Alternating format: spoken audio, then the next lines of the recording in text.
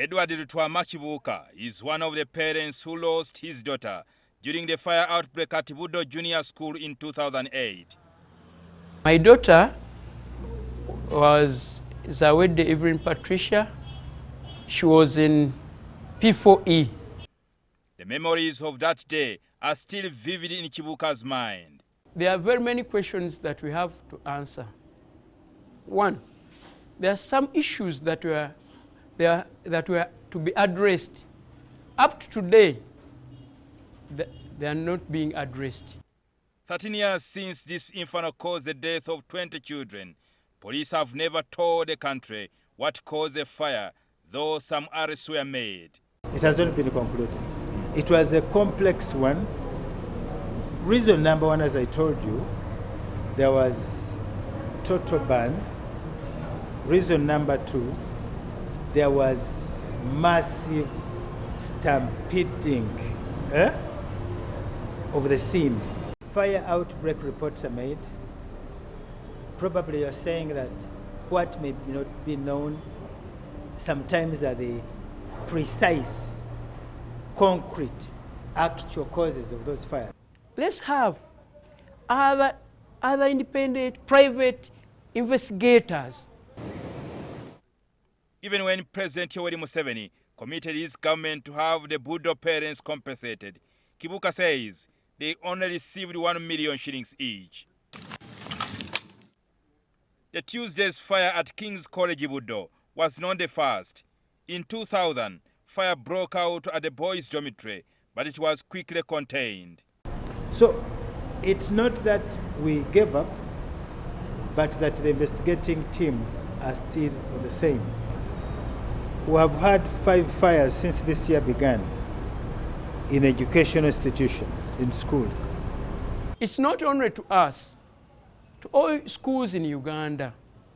Secondly, all schools, this is my prayer, that you beef up the security of these kids. On Tuesday, the fire gutted Grace House, a girls' dormitory, leaving properties worth millions of shillings destroyed. The leads that we are following are leading us to something that's useful and to something that's credible. As fire was gutting King's College Budo, another school, King Fahad Muslim School at Busega, was also facing the same. The Wakiso District Education Officer, Frederick Chinobe, wonders why fire investigations by police are never conclusive. And we are trying to study what is happening, where is the problem? And in each and every institution, the causes go on differing.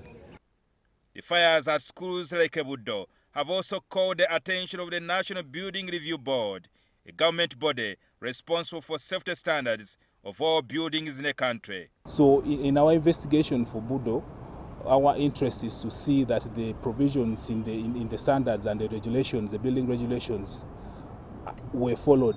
Both Mugisa and Kinobe agree that most of the fires in the schools have a human element to them.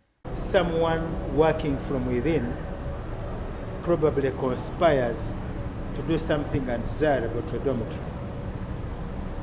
Within, those shortcomings are evident and are there. Look at all these cases. By the time the police comes up with the report, they will be telling you it is an act of arson.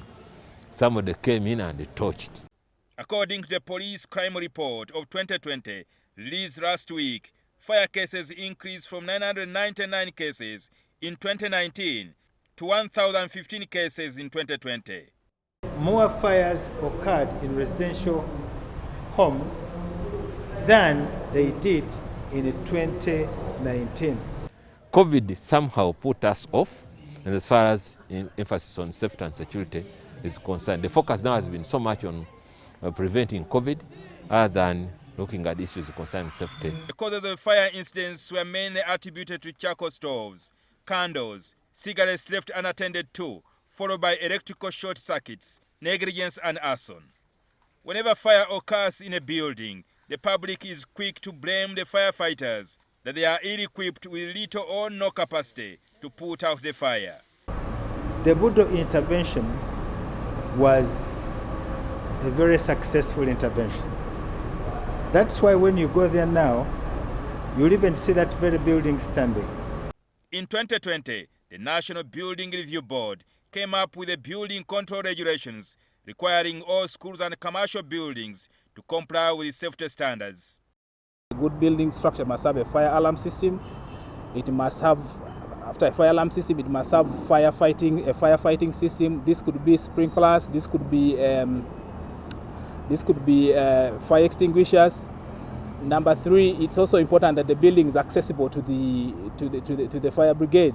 I'm not satisfied because there are many things that need to be put in place in many institutions that are not yet in place because of financial difficulties, as you know, because of weakness of human beings.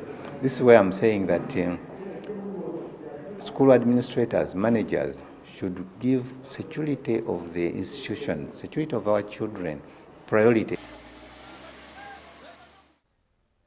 The police have a word of caution to the public before you embark on constructing a building. Approach the nearest fire station for guidance on fire protection and safety issues. We'll put in an element. Seek guidance from technical people. For you and I in our home, we must have an extinguisher. Jjingo Francis, NTV.